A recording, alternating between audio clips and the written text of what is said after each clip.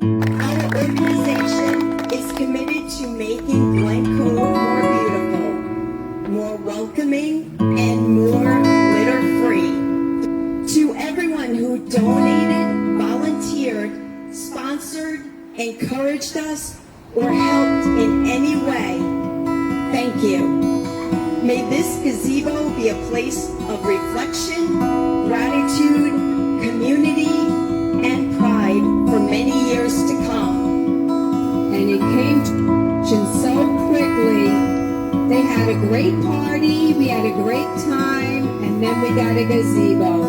Next thing you knew, there was a slab here, and then the gentleman from Lancaster, real Amish people, installed it in a couple of days. So thank you for sticking with this and loving Glen Cove. Garden went in last week. Mike Kostakis designed the garden.